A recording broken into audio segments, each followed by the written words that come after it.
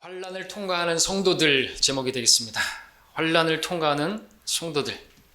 자, 오늘 본문은 다니엘의 세 친구 사드락과 메삭과 아벳느고가 정말 큰 대환난을 당하게 되고 그 환난에 던져지는, 불타는 용광로에 던져지는 그런 상황을 맞은 본문이죠. 느부갓네살이 형상을 세웠습니다. 금으로 형상을 세웠고 거기에 경배하지 않으면 안 된다고, 모두가 경배해야 된다고. 그런데 어떤 사람들이, 칼데아인들이 사드락과 메삭과 아벳느고가 형상에 경배하지 않는 그것을 고소하죠. 그리고 왕에게 고소하고 안 한다고. 다시 한번 기회를 줍니다. 이제라도 경배하면 살려주겠다. 그런데 오늘 본문에서 보는 것처럼 아주 단호하고 담대하게 자신들의 믿음을 지키고 기꺼이 순교를 마다하지 않는 모습을 보여주고 있습니다. 결국에 던져졌습니다. 그러나 하나님께서 그렇게 믿음으로 행한 그들을 지켜주시고 그들과 함께 하시고 그야말로 골짜기에, 죽음의 골짜기에 함께 하셨던 우리 하나님의 아들 예수님을 보게 되는 것입니다. 자, 오늘 저는 3장을 다 보지 않고 세 가지 관점에서 오늘 말씀을 보고자 합니다. 첫째는 예언적 관점인데 사드락과 메삭과 아벳느고의 이 환난은 단지 이들만의 환난을 보여주고 있지 않고 먼 훗날 장차 있을 마지막 날들의 대환난의 모형이라는 점을 말씀을 드리려고 합니다. 두 번째는 역사적인 관점인데 이 본문이 또한 대환난에만 적용되는 그런 부분이 아니라 모든 역사 속에서 하나님을 믿는 성도들이 당하게 되는 그 환난, 그런 환난들이 있을 것에 대해서, 역사 속에 있을 것에 대해서 예언이다, 예표다라는 것을 또 말씀을 드리고요. 마지막에는 이제 교훈적인 관점인데 설교가 여기에 해당하죠. 우리가 이 말씀을 통해서 얻어야 할, 배워야 할 영적인 교훈들에 대해서 세 가지로 또 말씀을 드리고자 합니다. 총 세 가지인데 마지막에 세 번째는 또한 우리가 교훈을 얻어야 될 부분 세 가지로 보고자 합니다. 첫 번째는 예언적인 관점에서 보도록 하겠습니다. 자, 예언의 때는 대환난 때입니다. 장차 교회가 휴거되게 되면 지상의 7년 대환난이 이제 시작되게 되죠. 7년 대환난에 대해서는 다니엘서 9장에서 69주 그리고 한 주 그런 표현으로 말씀을 하고 있습니다. 69주 후에 메시아가 끊어지고 그래서 예수님께서 그렇게 십자가에 죽으신 이후에 이제 한 주가 남았는데 그 한 주가 시작되려면 우리가 휴거가 돼야 되죠. 그 한 주는 기간으로 7년이고 그 대환란이 있기 전에 지금 교회 시대가 있는 것입니다. 그것은 구약에 감춰졌던 시기였고 우리가 들림받게 되면 대환란이 시작될 것입니다. 그 주가 바로 다니엘에서 말하는 70째 주, 마지막 한 주.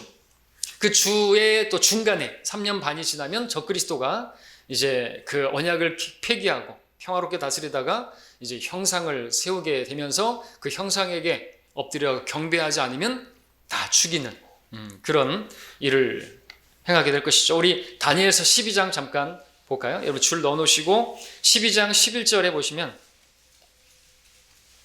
좀 어려운 내용이긴 하지만 12장 다니엘 11절에 보니까 자, 날마다 드리는 희생제가 폐지되고 멸망케 하는 가증한 것이 세워질 때부터 1290일이 될 것이라 그랬습니다. 1290일? 계시록에서는 1260일이 나오는데 그것은 3년 반이고 그것은 1년을 360일로 계산했을 때 1260일이고 후 3년 반인데 여기서는 1290일, 30일이 추가됐습니다. 365일에다가 조금 더 플러스하면은 30일이 추가된 거의 3년 반에 해당하죠. 대환란 때 적그리스도가 3년 반을 세상을 그렇게 평화롭게 다스리다가 형상을 세우고 경배하게 되는. 그래서 이 본문은 사드락과 메삭과 아벳느고가 바로 대환란을 통과하는 유대인들을 예표적으로 보여준다고 말씀을 드릴 수가 있습니다. 주님께서 마태복음 24장 15절에서 말씀하시기를 그러나 너희가 선지자 다니엘을 통하여 말씀하신 멸망에 가증한 것이 거룩한 곳에 선 것을 보리니 읽는 자는 깨달으라 말씀하셨습니다. 자, 여러분 이 말씀을 인용하시면서 멸망에 가증한 것이 거룩한 곳에 선 것을 바로 적그리스도를 말하는데 또한 적그리스도가 세우게 될 그 형상도 멸망에 가증한 것이 될 수가 있겠죠. 그것에 경배를 하게 되면은 안 되는 것입니다. 그러면은 이제 버림을 당하는 것이고 저주를 받게 되는 것이죠. 자, 그 형상을 세우고 어떻게 할 것인가, 이게 이제 이 본문이 마지막 때에 있을 대환란 때 그 형상에 절하게 하는, 경배하게 하는 것에 대한 모형이라고 했는데, 예표라고 했는데, 우리 계시록에 한번 가서 보겠습니다. 요한계시록 13장 15절을 가서 보십시오.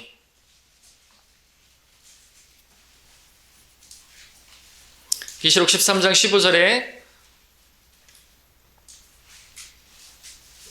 제가 읽겠습니다. 또 그가 짐승의 형상에게 생명을 주는 권세를 받아 그 짐승의 형상으로 말도 하게 하고 그 짐승의 형상에게 경배하지 아니하는 자는 다 죽이도록 하니라. 예, 이 형상에게 경배하지 않는 자는 다 죽인다. 어디서 봤습니까? 오늘 우리가 또 본문에서 봤던 것처럼 느부갓네살 이 왕이 세운 형상에 절하지 않으면 다 죽이는, 용광로에 던져넣는 그런 모습을 보게 되죠. 자, 이 형상 666과 관련되어 있습니다. 13장 우리 18절을 보시면 지혜가 여기 있으니 지각이 있는 자는 그 짐승의 숫자를 헤아려 보라. 그것은 한 사람의 숫자이니 그의 숫자는 666이니라 그랬습니다. 여기서 또 뭐 할 말이 많지만 보고자 하는 것은 느부갓네살이 세운 형상도 666과 관련이 있죠. 높이가 60이고 폭이 너비가 6큐빗이고, 그리고 원통형이라고 말할 수 있기 때문에 6큐빗 60, 그래서 60. 그리고 그 형상에게 경배하라고 했을 때 울려 퍼지는 악기들이 나오는데 구체적으로 이름이 나오는 악기가 6개, 그리고 형상을 세웠다는 표현이 다니엘 3장에서 6번 나오고, 이것은 하나하나 의미가 있는 것이죠. 그래서 666 이 형상과 관련되어진 마지막 날들의 대환란 때 세워지게 될 저그리스도의 그 짐승의 형상과 관계가 있는 것이죠. 자, 그렇게 세우게 되는 것입니다. 그리고 거기에 절하게 되는 것입니다. 그래서 다니엘 3장은 바로 대환란 때 있게 되어질 이 형상에 경배하는, 그리고 거기 경배하게 되면은 안 되는 것이죠. 불못에 던져지는 것입니다. 여기 때는, 다니엘 때는 불타는 용광로에 던져지고요. 자, 근데 우리가 여기서 또 이제 볼 수 있는 것은 뭐냐니까, 이 사드락과 메삭과 아벳느고가 그러면은 유대인들, 바로 대환란 때 유대인들의 예표가 된다는 거죠. 환란을 통과하게 되는 유대인들의 예표가 된다는 것이죠. 근데 그들은 그 환란을 통과합니다. 그리고 유대인 14만 4천을 예표하는데 그들은 하나님의 초자연적인 부양을 받고 대환란을 통과하죠. 정말 그 극심한 야곱의 대환란인데 통과하게 되는 것이죠. 다니엘서에서는 바로 그 사드락과 메삭과 아벳느고가 그 불타는 용광로를 통과하죠. 주님의 보호하심으로, 초자연적인 그런 보호하심으로 그 불타지 않고 건져냄을 받는 것을 보게 됩니다. 자, 그런데 여기서 우리가 또 하나의 예표를 찾아볼 수 있는데, 이 다니엘의 세 친구가 그 계시록에서 대환란 때 환란을 통과하게 되어질 14만 4천을 예표한다고 한다면, 다니엘은 또 누구를 예표할 수 있는 것인가? 근데 지금 우리 여기 본문에서는 다니엘을 찾아볼 수가 없어요. 그렇죠? 다니엘이 안 보여요. 형상에게 절하는, 666과 관련된 그 형상에게 절하는 그 상황에서, 지금 대환란 상황에서 다니엘이 보이지 않는다. 어디에 갔을까? 무엇을 했을까? 우리는 그것을 알 수가 없습니다. 무척 궁금합니다. 저는 지난주에 다니엘이 이 형상에게 절했을 것이다. 왜냐하면 자기가 그 느부갓네살로부터 경배를 받았기 때문에, 그 꿈을 해석해 줬을 때 경배를 받았으니까 기브 앤 테이크라고, 너도 경배해라. 내가 형상을 세웠는데 나에게 경배해라. 그래서 경배했을 것이다 라고 러크먼 목사님도 썼기 때문에 그렇게 말씀을 드렸습니다. 많은 성경대로 하면 다니엘은 경배하지 않았죠. 형상에 절하지 않았습니다. 안 했어요. 왜 그렇습니까? 그렇게 경배했다는 기록이 없으니까. 우리는 거기까지만 말을 해야 되는 게 맞죠? 그러면은 어디 가는 것일까 생각해 볼 수 있습니다. 다니엘 3장에서 그를 찾아볼 수가 없습니다. 마치 어디론가 공간 이동을 한 것처럼 보입니다. 뭔가를 계시해 주는 것 같습니다. 666과 관련된 그 형상에 경배하는 그 대환란 상황에서 죽임당하지 않는, 이때 다니엘은 없다. 여러분들, 요한계시록에 보니까 사도 요한이 지상에서 대환란이 펼쳐지고 있는 상황, 계시록 1장 19절에서 네가 본 것들과 현재 있는 일들과 또 앞으로 있을 일들에 관해서 기록하라고 말씀하시는데, 다니엘은 그 현재 있는 일들, 바로 대환란 일어나고 있을 때 어디에 있었느냐면 셋째 하늘에 있었죠. 그곳에서 현재 일어난 과거의 그 교회 시대를 뒤로 하면서 현재 대환란을 바라보고 있고 앞으로 있을 일들에 대해서 기록하는 상황이었습니다. 요한은 교회를 예표하죠. 요한은 교회를 예표합니다. 그래서 환란 때 셋째 하늘에 있게 될 것입니다. 그처럼 다니엘도 하나님의 특별한 보호하심으로 어딘가로 옮겨졌다고 말할 수가 있죠. 하나의 예표라고 볼 수 있습니다. 짐승의 형상에 경배하는 대환란 때 교회는 지상에 없습니다. 그처럼 다니엘도 짐승의 형상에 경배하는데 어디로 갔는지 보이질 않는다 이것이죠. 느부갓네살, 그는 왕이고 또 그는 이후에 보면 짐승이 돼가지고 7년간, 그죠? 짐승처럼 돼서 7년간 그렇게 살았던 것을 보게 됩니다. 계시록에서 짐승의 예표가 되는 것이죠. 그 짐승의 형상을 세웠는데, 예레미야 51장에서는 느부갓네살을 용으로 또 비유해서 말하고 있습니다. 용처럼 삼키고 하는. 그래서 이제 정리해보면, 다니엘의 세 친구가 대환란을 통과하는 14만 4천의 유대인들을 예표한다면, 다니엘은 교회, 그 환란을 통과하지 않고 옮겨지게 되는, 그 형상에게 절하는 그 상황에 없는 교회를 예표하는 사도 요한과 같이 그렇게 적용할 수가 있다고 봅니다. 그래서 우리가 분명한 것은 추측이지만 다니엘은 형상에게 절했을 것이다 라고 말하는데도 조심할 필요가 있다는 것이죠. 그렇죠? 다니엘에게 유일한 흠이라면 그가 느부갓네살의 경배를 받았다는 것이고, 그래서 계시록에서 우리가 보게 되는 한 천사, 선지자였고 동료 종이었다고 하는 그 천사가 요한이 경배하려고 했을 때 나에게 경배하지 말라고. 왜? 그 전에 내가 경배를 받았었기 때문에 그것이 어쩌면 그에게 옥의 티라고 말할 수가 있다는 것이죠. 그러니까 경배를 받지 않겠다라고 하는 그런 부분이죠. 경배를 근데 했다라고는 말하기는 어렵다는 것이죠.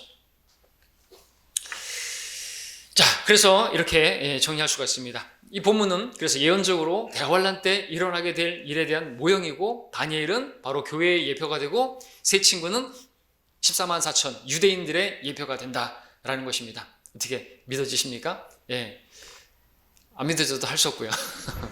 자, 여러분들 그렇게 볼 수가 있을 거예요. 그리고 또 그렇게 많은 부분은 그렇게 설명하고 있습니다. 자, 우리가 그렇게 할 수 있습니다. 자, 두 번째, 우리가 역사적인 관점에서 이 본문을 보겠습니다.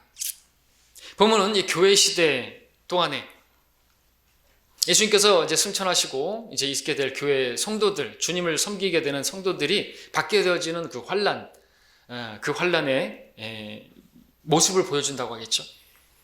그러니까 하나님을 믿는, 믿음을 지키는 사람들 환란을 당합니다. 그죠? 세상에서 환란을 합니다. 그리스도 안에서 경건하게 살고자 하는 사람들은 박해를 받습니다. 또 그들을 박해하는 대상이 있는데 대표적으로 바로 로마 카톨릭이고, 로마 카톨릭은 바로 다니엘 3장에서 지금 느부갓네살이 만든, 말하자면 하나의 종교, 바빌론 종교라고 말할 수가 있습니다. 본문의 종교 체제를 바빌론 종교라고 부를 수 있는데 느부갓네살이 만든 거잖아요. 자, 바빌론 종교의 특징이 무엇입니까? 종교와 정치가 결합한 모습입니다. 국가와 종교가 일치한 것이죠. 국가가 만든 종교예요. 거기에 경배하라는 것은 그건 종교잖아요. 그것을 정치적으로 이용하는 것입니다. 국가가 정치적으로 종교를 이용해서 굴복시키는 것이죠. 거기에 경배하지 않으면 다 죽이겠다, 처벌하겠다. 바로 이것이 교회 시대의 역사 속에서 재현되어지게 될 거라는 것이죠. 자, 그것이 실제로 그렇게 재현되었죠? 어디에서, 누구에 의해서 재현되었습니까? 로마 카톨릭에 의해서 그렇게 되었지 않습니까? AD 313년 콘스탄틴이 기독교를 공인했다고 하지만 그 기독교는 교회가 아니라 로마 카톨릭을 만들어 놓고 그걸 받아들이지 않으면 어떻게 했어요? 죽이고 고문하고 그랬던 것이죠. 역사 속에서 많은 로마의 교황들이 자기의 그 교회, 로마 카톨릭 인정하지 않고 반대하면 죽이고 했던 것입니다. 이노센트 3세 때는 종교 재판을 만들어서 대대적으로 마녀 사냥을 했던 것이고요. 죽였습니다. 신약교회의 역사 가운데 로마 카톨릭에 의해서 수천만의 사람들이 그렇게 순교를 당했습니다. 우리가 가지고 있는 폭스의 순교사라든지 피 흘린 발자취 책들에 보면 나오죠. 왜 죽임당한 것입니까? 왜 죽인 것입니까? 여러분과 같은 신앙을 가진 이유 때문에 죽은 것이에요. 재침례교도들은 왜 재침례를 받은 것입니까? 다시 침례를 받은 것입니까? 세례가 잘못된 걸 알고 다시 침례를 받았던 것이에요. 근데 그것이 무엇을 의미합니까? 세례를 주었던 로마 카톨릭을 무시하는 것이에요. 성사를 무시하는 것이고 무엇보다도 세례를 무시했다 이거죠. 다시 침례를 받아 우리가 준 세례를, 우리 성모 교회가 준 세례를 무시하는 것이냐 이거죠. 그래서 죽임을 당했던 것입니다. 지금 로마 카톨릭에서 나와서 프로테스탄트 한국에서 나왔다고 하는 개신교회가 여전히 세례를 주고 있는 것은 정말 부끄러운 모습이 아닐 수가 없습니다. 세례라고 기록된 성경을 쓰는 것도 부끄러워야 되는 것이죠. 그 세례 거부하고 다시 침례를 받았다가 죽임당한 사람들이 지금 우리 한국인들의 버금가는 숫자가 죽임당했어요. 자, 그래서 오늘 본문 다니엘에 나타난 이 일은 이 사드락과 메삭과 아벳느고는 이후에 일어날 역사 속에서 예수 그리스도를 믿는 그 믿음을 지키려다가 순교당하고 죽임당하게 되는 많은 성경대로 믿는 사람들의 예표가 되는 것이죠. 역사 가운데 있게 될 일, 특별히 바빌론의 이 느부갓네살이 이 정치적인 그것으로 종교를 통해서 정치적으로 또 그렇게 다스리는 그것이 바로 정교일치의 로마 카톨릭은 바로 국가교회인 것입니다. 국가이면서 교회인 것이죠. 그 교회는 우리 교회가 아니라 자기들이 세운 그 교회를 가지고 그렇게 다스리는 것입니다. 거기서 나온 것이 또 교회국가, 국가교회, 교회국가 똑같지만 아무튼 그렇게 해서 다스리는 것이에요. 그러나 정교일치는 그는 하나님께서 금하시는 것입니다. 정교 분리가 맞아요. 카이사의 것은 카이사에게, 하나님의 것은 하나님에게. 국가는 교회에 간섭해서는 안 돼요. 교회도 국가에 대해서 간섭하면 안 되는 것이에요. 신앙은 강요에 의해서 이루어질 수가 없는 것입니다. 믿지 않는다고 박해하고 죽이고 손해를 입히고 하는 것은 하나님의 뜻이 아닌 것입니다. 하나님께서는 악인이라도 죽는 것을 원치 않으시죠? 이슬람처럼 믿지 않는다고 죽이고 그러면 안 되죠. 우리는 그렇게 죽이면 안 됩니다. 우리는 그들이 죽으면 어딜 갈지 알기 때문에 살리고자 어떻게든지 해야지, 믿지 않는다고, 나와 같이 믿음이 같지 않다고 죽이고 그러면 안 되는 것이죠. 자, 그런데 그런 일들이 역사 속에서 비일비재하게 일어났다라는 것이죠. 대표적으로 로마 카톨릭이 그랬고, 영국의 성공에서도 그런 일이 있었고, 루터교도들도 그랬었고, 또 칼빈이 세운 장로교회도 마찬가지였다는 것이죠. 존 칼빈, 제네바에서 왕이었고, 법으로 다스렸어요. 벌금을 매기고 믿지 않는 자들도 그렇게 법으로 다스리고, 교회에서 예배드리다가 졸거나 껌 씹는 소리 낸다거나 아이들이 어떻게 했더라 그럼 그런 처벌했습니다. 벌금을 매기고요. 자신과 같은 믿음을 갖지 않는다고 해서 친구 세베르투스를 죽여버렸어요. 심지어 종교의 자유를 찾아 떠난 미국으로 건넌 청교도들조차도 초기에 인디언들을, 그렇게 수많은 인디언들을 죽였던 것이죠. 자, 그런 일은 하나님의 뜻이 아닌 것입니다. 이런 일이 신약 교회 역사 가운데서 일어나게 될 것이 바로 다니엘 3장에서 보여지고 있는 것이죠. 종교가 정치를 이용해서, 또는 국가가 종교를 이용해서 정치적인 목적으로 사람들을 굴복시키는 것, 믿게 하는 것. 본문의 느부갓네살이 만든 바빌론 종교, 교회 역사 가운데 등장하게 될 바빌론 종교, 로마 카톨릭을 그대로 보여주는 것이다. 우리 계시록 17장을 함께 보겠습니다. 계시록 펼쳐져 있죠? 17장 1절에 보시면 이 로마 카톨릭이 나오죠? 창녀입니다. 큰 창녀입니다. 왜 창녀입니까? 온갖 종교들을 다 집합해 놓는 것이죠. 또 7 호리병을 가진 7 천사 가운데 하나가 와서 나와 대화하며 말하기를, 이리 오라, 많은 물 위에 앉은 그 큰 창녀의 심판을 내게 보여주리라. 심판을 받게 되어 있습니다. 바빌론 종교를 말하는 것입니다. 거짓 종교입니다. 온갖 종교들에 있는 것들 다 거짓 종교들의 종합 세트. 크리스마스 뭐 이런 거 다 이교도들에서 온 것인데 그걸 다 기독교 해가지고 둔갑시켜가지고 하고 있는 것이죠. 포교 활동을 하는 것이에요. 정치와 종교가 혼합된 모습. 17장 2절부터 6절까지 보겠습니다.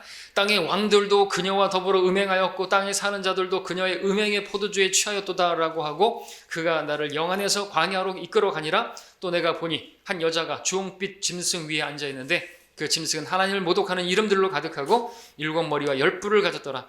또 그 여자는 자주색과 주홍색 옷을 입고 금과 보석과 진주로 장식하고 손에는 금잔을 가졌는데 그 잔은 가증스러운 것들과 그녀가 행한 음행의 더러운 것들로 가득 찼더라. 그녀의 이마에 한 이름이 기록되어 있는데 신비라 큰 바빌론이라 땅의 창녀들과 가증한 것들의 엄이라고 하였더라. 또 내가 보니 그 여자가 성도들의 피와 예수의 순교자들의 피에 취하였더라. 그러므로 내가 그녀를 보고 크게 의아하며 놀랐노라. 가증한 창녀계. 이거는 바로 바빌론 종교, 바로 느부갓네살의 부활이라고 말할 수가 있는 것이죠. 이 계시록 17장은 교회사 기간 동안에 바빌론 종교에 의해 로마 가톨릭에 의해 예수님을 믿는 성도들이 그렇게 피 흘려 왔다는 걸 보여주고 있는 것입니다. 이것을 미리 다니엘서 3장에서는 바로 바빌론 종교가 하나님을 섬기는 그 성도들을 피 흘리게 할 것을 또 보여주고 있었던 것이죠. 그렇게 보여줬다고 한다면 그렇게 계시록 17장에서는 그렇게 성도들의 피가 흘려져 왔다는 것을 보여주고 있는 것입니다. 역사 가운데 수많은 사람들이 죽임을 당했습니다. 누구에 의해서요? 바빌론 종교, 로마 가톨릭에 의해서라는 것이죠. 그래서 다니엘 3장은 단지 사드락과 메삭과 아벳느고의 그냥 환란에만 보여지고 있는 것이 아니라 역사 속에서 재현되어질 그 성도들이 당하게 되는 환난, 거기에 보여주고 있는 것입니다. 자, 그렇다면 이제 세 번째 영적인 관점에서 보도록 하겠습니다. 우리에게 교훈적인 내용을 보겠습니다. 세 가지로 말씀을 드리겠습니다. 자, 우리가 이 본문을 통해서 배워야 할 것이 무엇이겠습니까?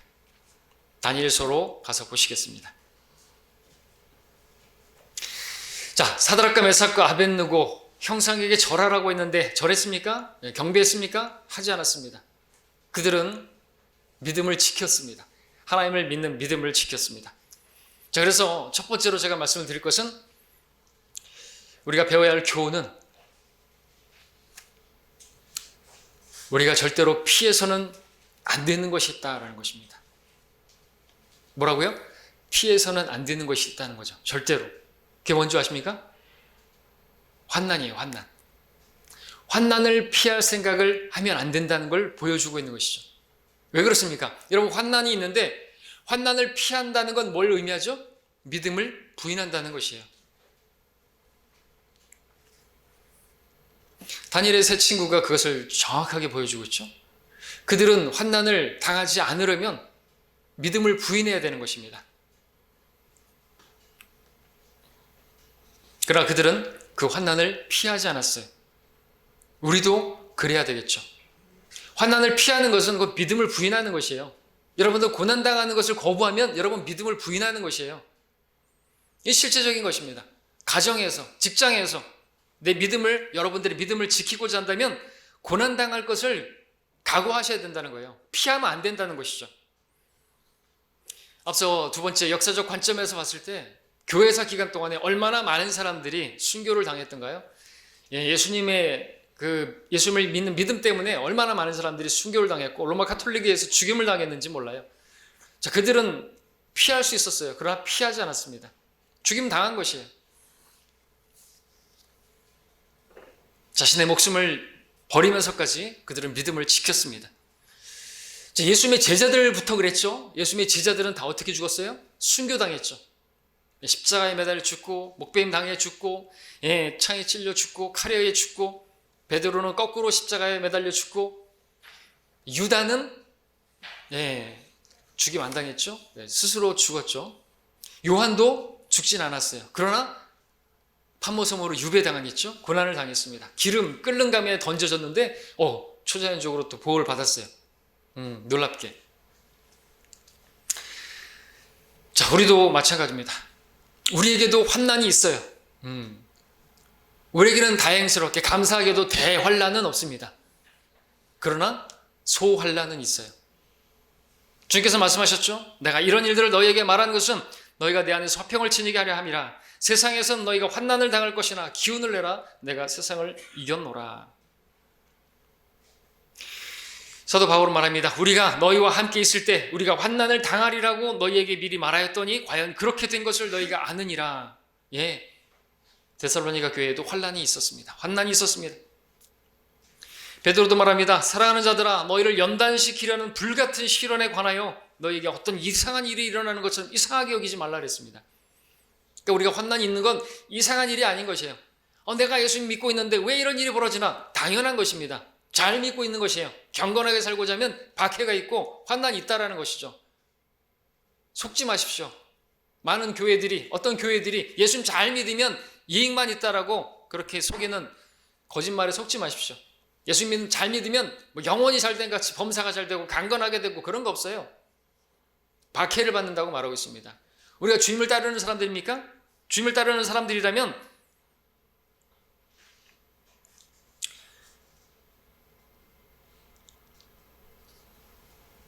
주님은 목숨을 내놨잖아요. 그렇죠? 주님이 십자가 앞에서 얼마든지 피할 수 있었어요. 그것이 주님의 뜻이었어요. 그러나 어떻게 했어요? 아버지의 뜻이라면 감당하겠다고 십자가를. 내 뜻대로 마옵시고 아버지 뜻대로 하옵소서. 그렇게 생명을 내어놓으셨단 말이죠. 순교하셨단 말이죠. 우리가 주님을 따르는 사람들입니까?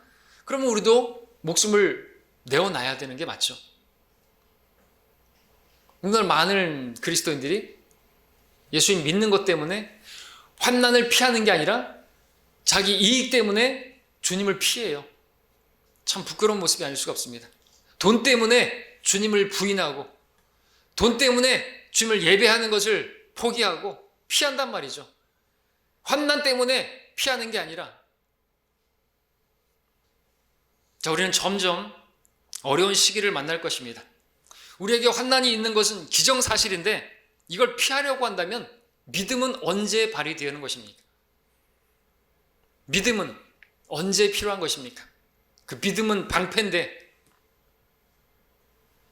주님께서 오실 때 세상에서 믿음을 찾아볼 수 있겠느냐고 물었습니다. 환난과 핍박은 우리의 믿음을 연단시켜서 정금 같은 믿음을 갖게 하실 목적으로 우리에게 오는 것이죠. 정금 같은 믿음을 가진 성도들에게 정금으로 된 면류관을 씌워주시고 왕처럼 통치하게 하시는 것입니다. 그것은 보상을 위해서 주시는 것이죠. 그런 환난을 여러분들 그러므로 기쁘게 받아들여야 한다고 베드로 사도가 쓰고 있지 않습니까? 고난을 당하면 그것을 기뻐하라 그랬지 않습니까? 왜? 그것으로 인해서 상을 받을 것이니까. 그러니까 환난을 여러분들 피할 게 아니라는 것이죠. 환난은 우리가 환영해야 될 것입니다. 그러니까 환난을 피할 생각하지 마시고 오히려 그것을 즐거워하시길 바랍니다. 세상 말에 피할 수 없으면 즐기라고 말을 했죠. 그러나 우리에게는 맞지 않아요. 우리는 얼마든지 피할 수 있어요. 피할 수 있는데 피하게 되면 아무것도 없어요. 핍박은 대박인데 피하면 쪽박이에요. 영혼을 거지처럼 산다고요. 너무나 당연하잖아요. 근데 우리는 환난을 피하려고 해요. 핍박을 피하려고 해요. 조그만 고난이 아니라 내 이익 때문에 주님을 부인해요. 있을 수 없는 일이지 않습니까? 자, 그럼 우리 여러분들 기억하시기 바랍니다. 피하지 말아야 돼요. 피하지 말아야 됩니다. 피하지 말고 그것을 즐기십시오. 즐거워하라 그랬지 않습니까? 이상한 일이 아니에요. 여러분에게 상을 주시려고, 정금 같은 믿음을 주시려고. 그래서 여러분 머리에 정금 같은, 정금으로 된 정말 면류관을 씌워주시고 보석을 박아주시고 여러분들 통치하게 하시려고 주시는 거라는 것이죠. 그렇게 하면 여러분들 다니엘, 사드락과 메삭과 아벳느고 어떻게 됐어요? 높은 영화를 누렸지 않습니까? 결국 그걸 통과하고 나니까, 피하지 않으니까 하나님께서 높여주신 것이 사실은. 자, 여러분들도 그렇게 되시길 바랍니다. 두 번째, 우리가 배워야 될 것은, 우리가 절대로 이 사드락과 메삭과 아벳느고를 보면서 배워야 될 것은 이기적인 신앙을 버려야 한다라는 것이죠. 자, 이 세 친구는 어떤 모습을 보여주고 있습니까? 네, 여러분 내용 잘 아시죠? 이들은 이기적이지 않았어요. 다시 말해서 자기 생명을 아끼지 않았다는 것이죠. 그러니까 자기 살라고 부인하지 않았습니다. 자기만 살겠다고 뒤로 빼지 않았습니다. 이들은 어떻게 했습니까? 하나가 돼가지고 똘똘 뭉쳤습니다. 형제의 하나됨을 보여주고 있죠. 한 사람도 뒤로 빠지지 않았습니다. 나는 절할 거야. 나는 용광로에 던져지기 싫어. 너희 둘만 어떻게 해. 이런 식으로 하면 안 되죠. 그러면 약화되지 않습니까? 그러면 왜 나만 그러냐? 나도 그럴래. 이렇게 되겠죠. 그러면 약해지는 것이. 교회도 마찬가지입니다. 교회에 있어서 형제들의 하나됨은 정말 중요한 것이에요. 필라델피아 교회가 어떻게 그렇게 귀한 교회가 되었습니까? 형제 사랑으로. 필라델피아, 형제 사랑이라는 뜻이지 않습니까? 이게 없으면, 교회 안에 사랑이 없으면 하나 되는 게 없어질 것이고, 하나 되지 못하면 힘이 없다는 것이죠. 그러면은 이기적인 신앙 되는 것입니다. 교회가 하나 될 때 참으로 주님께서 기뻐하시죠? 보라, 형제들이 하나 되어 함께 거하는 것이 얼마나 좋고 얼마나 기쁜가. 얼마나 될까요? 얼마만큼 기뻐하실까요? 얼마나. 하나 되는 게 하나님께서 그렇게 기뻐하신다는 것이죠. 이들은 이기적이지 않았습니다. 뒤로 빼지 않았어요. 나 혼자 뒤로 빠지지 않았습니다. 여러분들도 마찬가지예요. 여러분 한 사람 빠진다고 해서 문제가 되겠나 이렇게 생각하면 안 되는 것이죠. 예배도 마찬가지예요. 나 하나 빠진다고 해서 큰 문제가 생기는 거예요.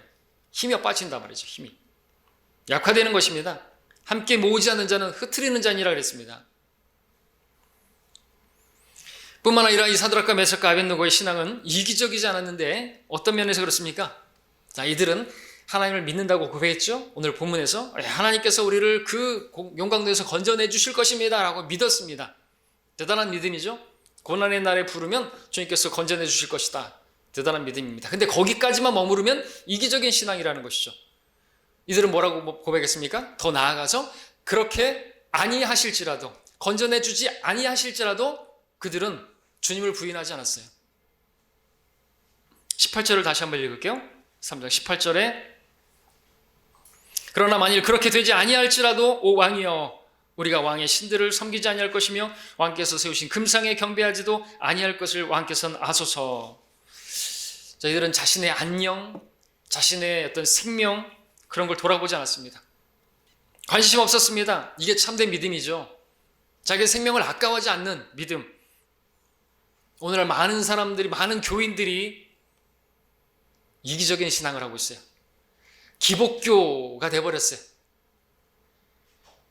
하나님을 시험하고 있어요. 하나님 이거 해주세요. 이거 해주시면 하나님 믿겠고, 안 해주시면 알아서 하세요. 주시옵소서, 주시옵소서. 주시옵소서. 안 주시면 어떻게 할 것 같습니다. 누가 과연 주이십니까? 하나님이 주시죠. 하나님 주권을 가지고 계신 분이죠. 하나님께서 그렇게 하실 수도 있고 안 해주실 수도 있잖아요. 기도에 응답해 주시는 것도 하나님께 속한 것이고, 안 해주시는 것도 또 더 좋은 뜻을 가지고 계셔서 안 해주시는 것이죠. 그러니까 우리는 그분께 권한을 넘겨야 되는 것이죠. 내 뜻대로 마옵시고 아버지 뜻대로 하옵소서. 이것을 지금 이 사드락과 메삭과 아벳느고가 보여주고 있다는 것입니다. 어디 감히 종 주제에 하나님과 타협하고 하나님께 조건을 걸고 협박을 하는 것입니까? 주시옵소서. 안 주시면 교회 안 다닐 겨. 육신적인 모습이고 이기적인 신앙인 것이에요. 바울은 뭐라고 했습니까? 내가 살아도 주를 위해 살고 죽어도 주를 위해서, 살든지 죽든지 우린 주의 것이고, 바울은 자신이 죽는 것조차도 자기에게 유익하다고 말했습니다. 사느냐 죽느냐 갈림길에 서 있는데 무엇을 선택할 것이냐, 사도 바울이 개인적으로 원하는 바를 말하라고 하면 나는 죽는 것을 원한다고 말한 것이에요. 죽는 것이 유익하다고 말한 것이에요. 왜? 하니까. 거길 보고 왔으니까. 여러분, 죽는 것이 고통 때문에 두려워할 수는 있겠지만 우린 죽는 것이 좋은 것이에요, 사실은. 여러분들 세상 지금 보이시는 게 어때요? 아직도 이 세상에 뭐 매력이 있습니까? 밀어들 만한 게 있습니까? 죽는 건 실패가 아니에요. 죽는 게 실패라면 주님은 실패하신 겁니까? 주님께서는 오히려 죽음으로 승리하신 분이지 않습니까? 주님께서는 성도들의 죽음을 어떻게 보십니까? 귀하게 여기세요. 주의 성도들의 죽음은 주께서 보시기에 값진 것이로다. 많은 순교자들 죽음으로써 많은 열매를 맺었습니다. 짐 엘리엇 선교사 같은 경우는 선교지에 가가지고 한 명도 회심시키지 못했지만, 거기에 던진 창에 맞아가지고 죽었지만 그 죽음으로 많은 열매가 맺어지지 않았죠. 아우카 부족이 다 복음화되지 않았습니까? 그리고 그 짐 엘리엇에게 창을 던졌던 그 사람이, 그 추장이 목사가 되지 않았습니까? 주께서 말씀하셨습니다. 자기 생명을 사랑하는 사람은 그것을 잃을 것이요, 이 세상에서 자기 생명을 미워하는 사람은 그것을 영생에까지 보존하리라. 무슨 뜻입니까? 자기 생명을 사랑하지 말라는 거잖아요. 죽으라는 거예요. 십자가를 지라는 거예요. 십자가에 죽은 것으로 여기라는 것이죠. 생명을 아까워하지 말라. 이게 참된 믿음이고 이게 주님을 따르는 거잖아요. 주님도 생명을 아까워하지 않으셨어요. 자기 생명을 사랑하지 않았어요. 내어놓으셨단 말이죠. 그러면은 우리가 주님을 따르는 사람들이라면 우리도 우리 생명을 아까워하면 안 되는 것이죠. 그러니까 근데 많은 교인들이 여전히 자기 생명을 위해서 주님을 이용하고 있어요. 주님을 이용해서 자기가 뭔가 이루려고 하고 있어요. 이익이 경건이래요. 경건하게 살면 이익만 온대요. 그런 건, 그건 기복교예요, 기복교. 바른 신앙은 무엇입니까? 내가 잘못된다 할지라도, 내가 죽는다 할지라도 거기에서 하나님의 영광을 받으신다면, 하나님께서 하실 일이 있으시다고 한다면 내가 기꺼이 내 생명을 아까워하지 않고 내어드리겠습니다. 이게 참된 신앙 아닙니까? 그리고 그것을 오늘 사드락과 메삭과 아벳느고가 보여주고 있다는 것이죠. 자, 이것이 주님을 따르는 것입니다. 그런 우리가 되어야 되겠죠? 참된 성경대로 믿는 신앙이 이거예요. 뭐 얼마나 여기서 이 땅에서 부귀영화 누리려고요? 여전히 이 세상에 여러분들 매력 있습니까? 우리는 버려야 되죠. 세상에 대해서 죽은 자가 되어야 됩니다. 그러지 않고 주님 따를 수가 없어요. 내 생명도 죽은 것으로 여겨야 된다는 것이죠. 세 번째입니다. 우리가 잊지 말아야 할 것입니다. 절대로 잊지 말아야 될 것이 있습니다. 그것은 바로 하나님의 주권입니다. 다르게 말하면 하나님의 말씀, 잊지 말아야 돼요. 잊지 말아야 돼요. 여러분, 세상 나라들의 흥망성쇠는 누구에게 달린 것이죠? 하나님의 손안에 달린 것이죠? 하나님께서는 나라들을 세우기도 하시고 패하기도 하시고 왕을 세우기도 하시고 또 패하시기도 하시는 분이십니다. 배웠으면 잊지 말아야 됩니다. 그런데 느부갓네살 왕은 잊어버렸어요. 아니, 잊었다기보다 그걸 인정하기 싫어했습니다. 그래서 금영상을 세운 것이죠. 분명히 다니엘이 해석해 주기를, 그 형상은 어떻게 생겼어요? 금은, 머리는 뭐가? 머리는 뭘로 됐어요? 금. 가슴하고 팔은? 뭐요? 은. 그 다음에 이 배하고 여기는? 놋. 그 다음에 여기 다리는요? 철. 그 다음에 이 발하고 발가락은요? 철과 진흙이 섞여 있는. 그렇게 해석해 줬죠. 그리고 그 느부갓네살도 그렇게 해석해 줬을 때 뭐라 그랬어요? 맞다라고 하는 것을 보여주기 위해서 경배했지 않습니까? 인정했지 않습니까? 그런데 지금 뭐 하고 있는 거예요? 필요 없다 이거예요. 내 왕국이 무너진다고? 하나님께서 그렇게 말씀하셨다고? 필요 없어, 필요 없어. 그리스도의 왕국이 세워진다고? 뭐 돌이 날라와가지고 발을 치면 다 무너질 거라고? 내 왕국이 사라진다고? 메데 페르시아가 내 왕국을 쓰러뜨릴 거라고? 싫은 거예요, 싫은 거. 처음에 믿었죠. 여러분들 이 다니엘 여기서 형상이 세워지기까지 시간이 좀 지나요. 약 한 17년 정도가 지납니다. 바로 세운 건 아니에요. 그럼 좀 이상하겠죠. 여러분들 어떻습니까? 여러분 신앙생활 좀 하면서 한 17년 지나니까 주님께서 하신 말씀이 지금도 잊지 않고 있나 이것이죠. 주님께서 곧 오실 것이라고 했는데 17년 동안 신앙생활하면서 아직도 안 오시니까 이제는 잊어버리고 여전히 이제 이 땅에서도 여러분들 뭔가 얻으려고 하고 이 생에서의 삶을 붙들고 있지는 않습니까? 그렇다면 느부갓네살하고 똑같이 되는 거예요. 느부갓네살 처음에 믿었어요. 그리고 하나님을 찬양했지 않습니까? 근데 지금 뭐 하고 있는 것입니까? 머리부터 발끝까지 싹 다 금으로다가 도배를 해갖고 세웠네요. 무슨 뜻이죠? 하나님의 말씀을 믿지 않겠다는 것이고 하나님의 말씀을 잊어버렸다고 좋게 말하면 말할 수 있는 것이고 하나님의 주권을 부인하고 있는 것입니다.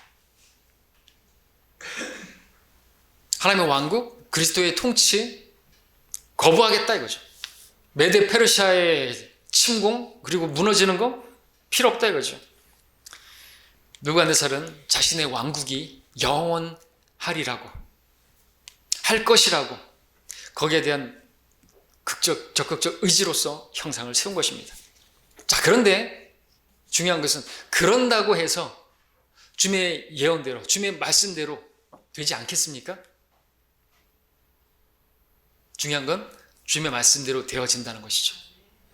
세상 사람들이 아무리 머리를 짜내고 어떻게 이 세상을 좋게 만들려고 한다 할지라도 그렇게 되지 않습니다.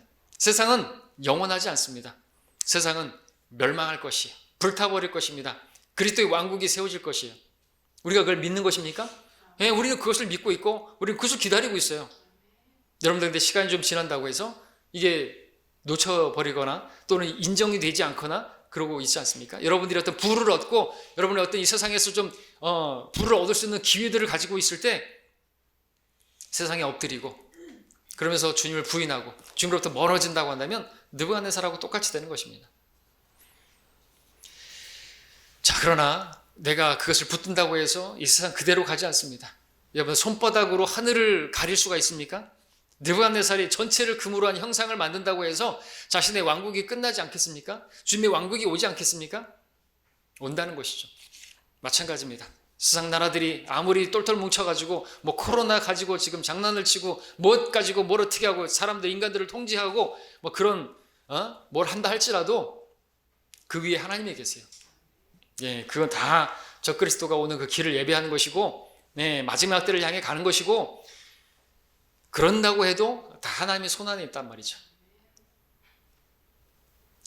그 나라들은, 이방 나라들은 다 부서지게 될 것이고, 멸망할 것이고, 주님의 왕국이 세워지게 될 것입니다. 이것을 믿는다면, 여러분들, 그 믿음으로 살아야죠. 이거 다 아는데, 또 주님께서 언제 오실 것이라고 이 마지막 된 걸 다 아는데, 우린 여전히 세상에 굽신거리고, 그러면 안 된다는 거죠.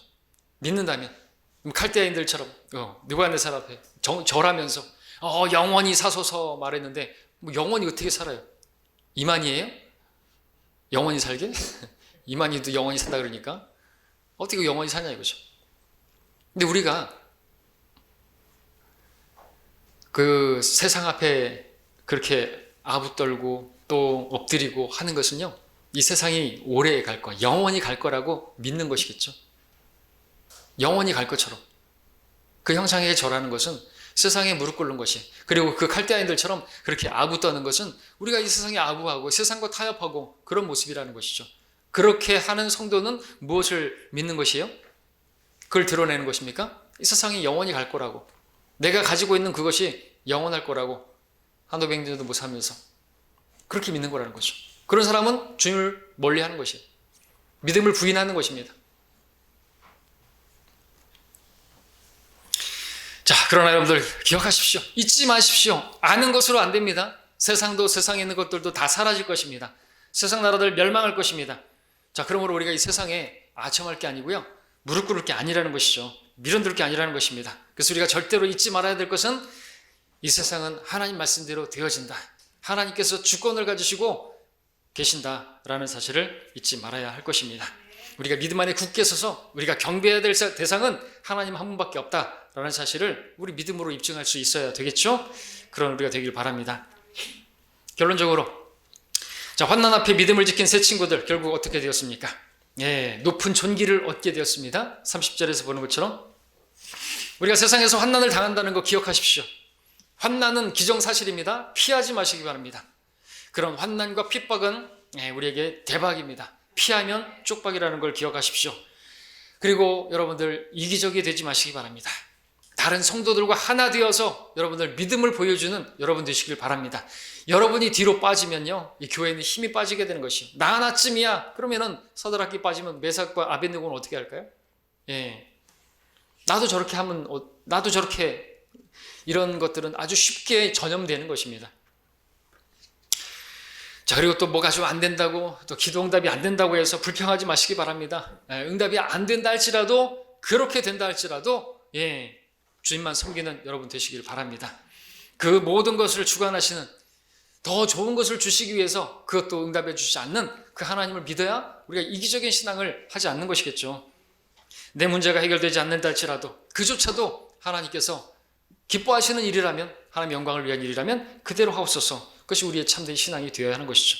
지금은 몰라도 장차 주님께서 오시면 다 알게 될 것이죠. 그것을 믿으심으로 그 모든 일들을 주님께 맡기시고 여러분들은 여러분이 해야 할 일을 하시면 되는 것입니다. 그리고 하나님의 말씀을 믿으십시오. 하나님 말씀대로 될 것입니다. 시간이 조금 지났다고 해서 하나님 말씀을 놓치지 마십시오. 주님은 곧 오십니다. 세상 나라 끝날 것입니다. 주님의 왕국이 임할 것입니다. 그리고 여러분들은 왕처럼 통치하게 될 것입니다. 주님으로부터 존귀와 칭찬과 영광을 얻게 되실 겁니다. 이게 실제예요. 눈에 보이는 것들은 가짜입니다. 다 무너져 버릴 것이에요. 그렇다면 우리는 환난을 피하지 말아야 되겠죠. 이기적인 신앙하면 안 되겠죠. 하나님의 말씀을 붙들어야 되겠죠. 주님의 왕국이 임할 것이다. 이 세 가지를 잊지 마시고 피하지 마시고 붙들며 살아가는 우리 모두가 되길 바랍니다. 기도하겠습니다.